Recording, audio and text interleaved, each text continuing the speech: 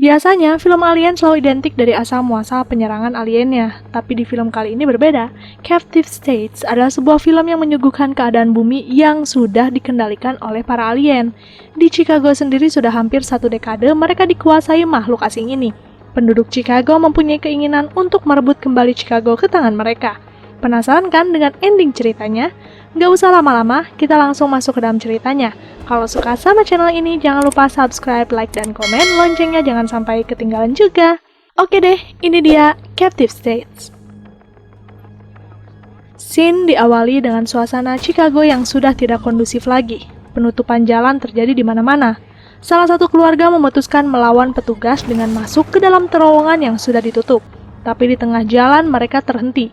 Ada makhluk asing di ujung terowongan, dan tidak lama mereka pun diserang. Serangan itu hanya mengenai orang tua saja. Kedua anak mereka yang duduk di bangku belakang baik-baik saja. Makhluk asing itu mendekat, menunjukkan wujud aslinya yang sangat menyeramkan. Lalu selanjutnya terlihat berita yang menunjukkan awal mula para manusia memutuskan gencatan senjata dengan para makhluk asing alien. Setiap gerakan dan tindakan akan selalu dikontrol oleh para alien. Semua data itu didapatkan dari implan yang ditanam di leher. Manusia diperintahkan membuat habitat untuk alien di bawah tanah, membuat SDM terkuras oleh mereka. Dan inilah Chicago 9 tahun setelah kontak pertama dengan alien. Semua kegiatan dan komunikasi antar manusia terpantau dengan sangat jelas. Lalu di sini, 2 orang pria yang bernama Gabriel dan Georgie sedang berencana pergi ke suatu tempat.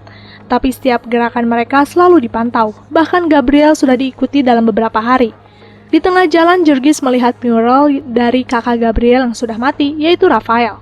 Georgie sangat mengagumi kakak Gabriel dan menyebutnya sebagai seorang legenda.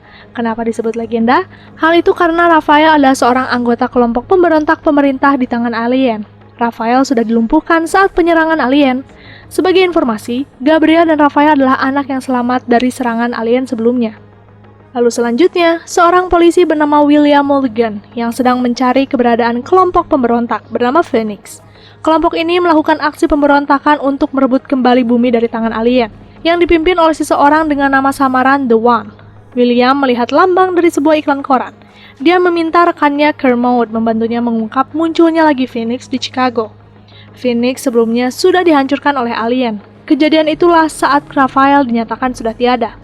Mendengar permintaan William, tentu saja Kermode tidak setuju karena dia tidak percaya Phoenix kembali muncul. Markasnya saja yang ada di Wicker Park sudah hancur. Tapi William percaya mereka punya tempat persembunyian baru. Dari investigasinya selama ini, William mencurigai mereka kini ada di Pilsen. Semua investigasi yang dilakukannya tanpa sepengetahuan para alien. Singkat cerita, Gabriel pergi ke tempat kerjanya di bagian pusat pengembalian data. Di tengah pekerjaan, Gabriel melihat seorang wanita diam-diam menggunakan sabu. Lalu saat istirahat, Gabriel bertemu dengan seorang wanita yang memberikan secari kertas bertuliskan sesuatu. Dia menyembunyikan tulisan itu seakan-akan sebagai bungkus tembakau. Setelah selesai bekerja, di luar sana beberapa alat pengintai memperhatikan gerakan wanita yang tadi di dalam pabrik menggunakan sabu. Tanpa tunggu lama, wanita ini dibawa sekelompok orang menaiki mobil. Itulah dampak dari teknologi dan penjagaan alien. Bagaimana manusia dikontrol dengan sangat ketat. Melihat kejadian itu, tentu saja Gabriel ikut tegang. Gabriel segera menemui Georgie. Di sana Georgie malah menunjukkan kapal temuannya. Hanya tinggal membeli bensin. Tapi tanpa sepengetahuan Gabriel, Georgie malah menggunakan uangnya untuk membeli senjata. Tentu saja itu memunculkan perdebatan di antara mereka. Mereka berdua memang berniat untuk melarikan diri dari Chicago. Mereka akan melalui jalur perairan karena di sana tidak ada portal penjagaan. Saat mereka sedang berdebat masalah uang yang digunakan Jurgens, tidak lama terdengar sirine polisi. Mereka dengan segera menyembunyikan senjata dan pergi ke arah yang berbeda. Sialnya, Gabriel malah keluar melalui lubang tepat di depan mobil yang ternyata dinaiki William. Gabriel pun diperintahkan masuk ke dalam mobilnya. Di dalam mobil, Gabriel tidak disakiti, tapi dia dimintai keterangan untuk memberitahu keberadaan kelompok Phoenix. William berharap agar Gabriel tidak memberontak seperti kakaknya Raphael. Di sini juga terungkap bahwa ayah Gabriel dulunya adalah partner William, maka dari itu dia merasa kalau Gabriel adalah tanggung jawabnya semenjak kematian ayah mereka. Mendengar hal itu, Gabriel tentu saja mengelak, mengatakan bahwa dia tidak tahu apa-apa tentang Phoenix dan dia pun pergi begitu saja. Di malam harinya, Gabriel mendatangi sebuah tempat. Dia berniat memberikan secari kertas yang didapat sebelumnya dan mendapatkan bayaran.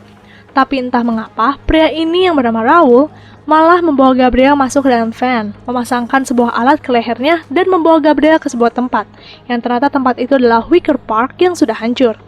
Gabriel diperintahkan masuk ke dalam sebuah rumah.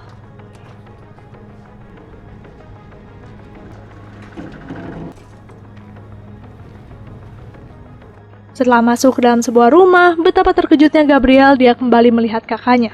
Ternyata Raphael masih hidup. Dia hanya satu-satunya yang sempat kabur sebelum para kecoa menangkap mereka. By the way, kecoa adalah panggilan Phoenix untuk para alien. Lalu implan yang tertanam di leher Raphael pun hilang. Itulah kenapa Raphael dianggap hilang atau mati. Gabriel pun meminta Raphael ikut dengannya. Tapi Raphael menolaknya. Dia malah memberi uang kepada Gabriel. Menurutnya keadaan sudah sangat memburuk. Raphael meminta Gabriel untuk pergi ke rumah danau. Sempat ada perdebatan di sana, tapi semuanya terhenti ketika Raphael menyadari ada suara asing mendekat. Raphael pun berjanji akan menemukan kembali Gabriel setelah semua rencananya mengembalikan dunia terpenuhi. Setelah Gabriel pergi, Raphael mengirim secari kertas yang diberikan Gabriel dengan menggunakan merpati ke suatu tempat. Setelah bertemu dengan Raphael, Gabriel pergi ke rumah kekasihnya yaitu Rula. Pada saat itu, Gabriel tidak menyadari gerakannya saat ini sedang kembali dipantau. Suaranya yang sedang menceritakan keberadaan Raphael tentu saja diketahui William. Gabriel sempat mengajak Rula pergi dengannya ke rumah danau. Tapi Rula menolaknya karena dia tidak ingin terlibat dengan hal yang melanggar aturan yang ada. Dengan berat hati, Gabriel pun pergi tanpa Rula. Di luar sana, William sudah siap menangkap Gabriel dan dengan cepat, Gabriel pun berlari.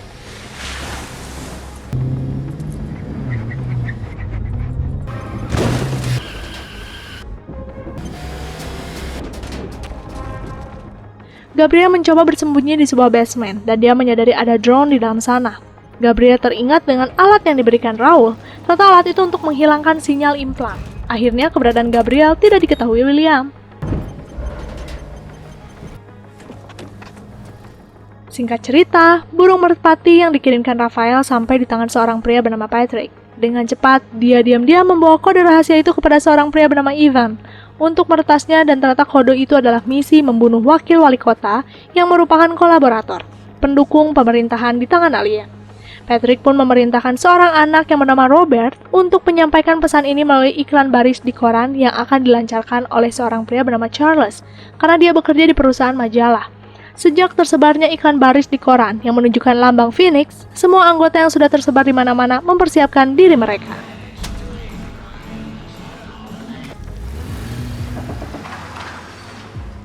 Mereka pergi ke sebuah tempat yang dimana di sana tempat penghapusan implan dilakukan diam-diam oleh seorang pria bernama Harrison. Tindakan ini sangat berbahaya, tapi untungnya hal ini masih bisa bekerja. Sedangkan di sini, Patrick menemui seorang pria yang memberikan implan yang sudah tidak ada pemiliknya. Implan itu digunakan untuk identitas palsu para anggota Phoenix ketika memasuki stadion yang akan diselenggarakan sebuah acara perayaan persatuan. Di sana akan dihadiri wakil wali kota sekaligus para alien. Scene selanjutnya terlihat seorang pendeta bernama Eddie muncul dari dasar lantai gereja. Ternyata dia diam-diam melakukan pertemuan dengan Raphael. Mereka langsung pergi menuju sebuah rumah untuk melakukan transaksi, memberikan sebuah makhluk asing yang menurut wanita ini adalah salah satu DNA alien yang bisa dijadikan senjata ampuh, karena ternyata makhluk ini bisa berkamuflase. Jika dipersenjatai, tidak akan diketahui oleh siapapun, bahkan pemindai sekalipun. Patrick pun dengan hati-hati menempelkan sebuah bom dan berhasil membuat DNA alien menjadi sebuah senjata. Senjata ini akan aktif saat ditepuk 2 kali. Dan Raphael punya waktu 60 detik untuk menjauh. Phoenix pun berkumpul. Mereka memasukkan implan ke dalam mulut agar mereka teridentifikasi sebagai orang lain. Misi pun dimulai. Dengan penuh rasa tegang, mereka masuk ke dalam stadion perlahan-lahan. Sedangkan Raphael berjalan kaki berpura-pura sebagai petugas keamanan di sana. Pembukaan acara pun dimulai. Perayaannya sangat meriah. Masyarakat menyambut kedatangan alien yang diiringi sebuah nyanyian.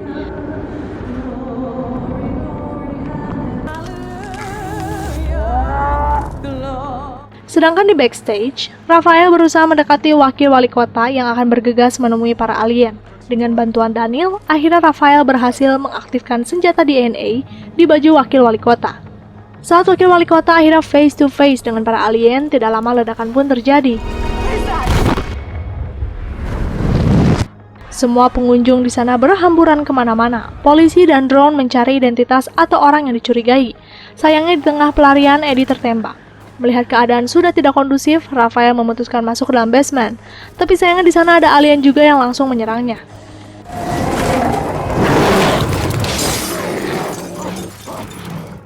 Di tengah kesulitan yang ada, untungnya Daniel datang menyelamatkannya.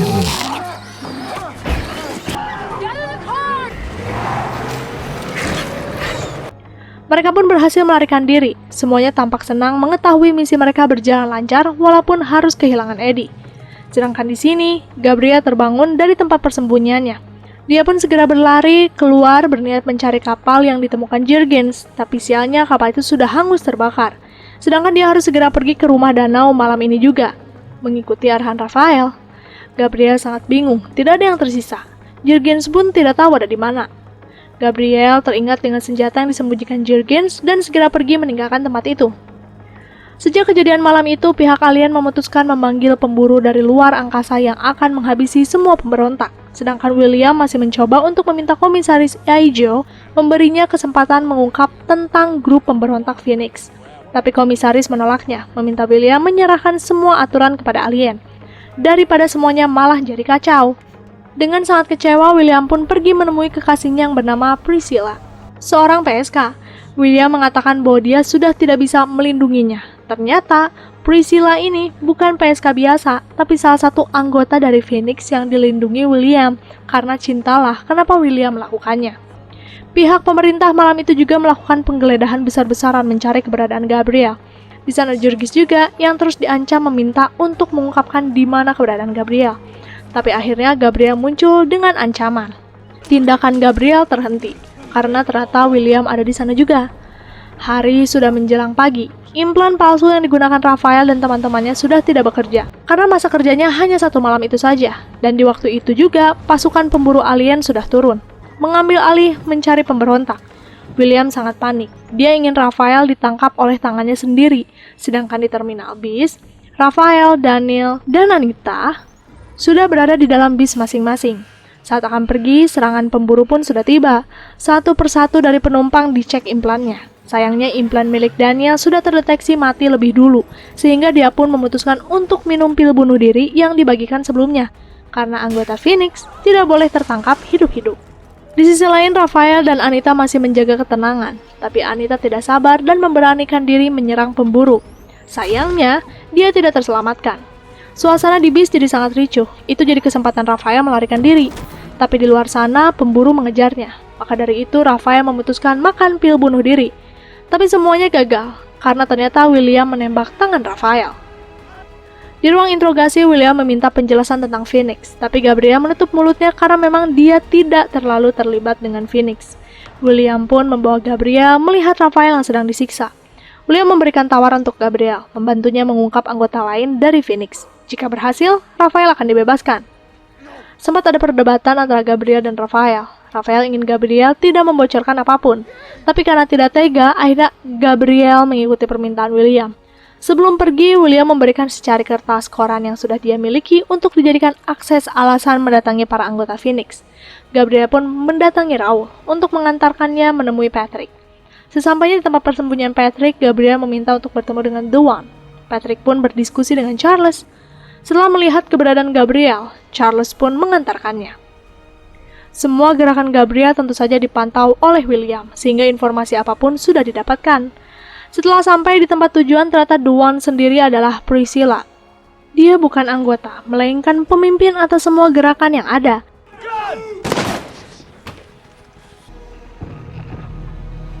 Penangkapan Priscilla diketahui semua anggota Phoenix. Mereka tahu apa yang harus dilakukan. Tidak boleh ada anggota Phoenix yang tertangkap hidup-hidup.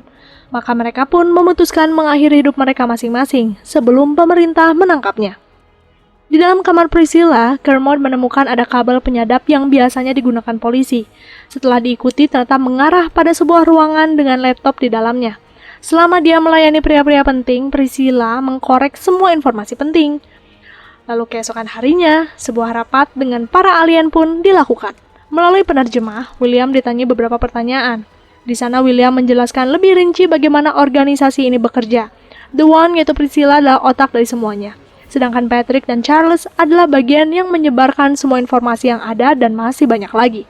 Sedangkan Gabriel, dia adalah seorang co-leaders yang memimpin proses eksekusi dengan anggota lainnya. Sebuah rekaman pun dinyalakan yang menunjukkan suara dari Komisaris Aijo sedang berbincang dengan Priscilla. Bahkan dia sempat menghina para alien. Ada suara William juga, tapi itu akan ditindaklanjuti, apakah William terlibat atau tidak. Lalu singkat cerita, terlihat Gabriel yang sedang berkeliaran di sekitar rumah Rula. Tidak lama muncul William memberikan sebuah kartu memori. Sebelum Gabriel pergi, William mengatakan bahwa kakaknya masih hidup dan kegagalannya hari ini adalah sebuah bagian dari rencananya juga. Dengan kebingungan, apa maksud dari kalimat William, Gabriel pun pergi menuju tempat kerjanya, melihat apa isi data itu. Setelah di-scan, ternyata itu adalah tayangan pesta baby shower saat ibu Gabriel mengandung dirinya. Semua anggota Phoenix ada di sana juga, termasuk William. Di waktu yang sama, kini William sedang bersiap menuju habitat para alien di dalam perut bumi. William kini mendapat keuntungan menggantikan Komisaris Aijo yang sudah mendapatkan sanksi, yaitu bisa berkomunikasi dan mendatangi habitat alien. Tapi ternyata, kepergian William ke dalam sana adalah untuk melancarkan serangannya kepada para alien menggunakan bom yang ditanam di DNA alien, seperti apa yang dilakukan Raphael sebelumnya. Oke deh, itu dia akhir cerita dari Captive States. Jujur, film ini pada awalnya agak sulit sih untuk dipahamin. Tapi pas akhir-akhir baru paham deh, ini gimana-gimananya. Sampai jumpa di video selanjutnya ya. Kalau suka sama channel ini, jangan lupa subscribe buat ramai channel ini dengan cara share. Sampai jumpa lagi ya. Bye-bye.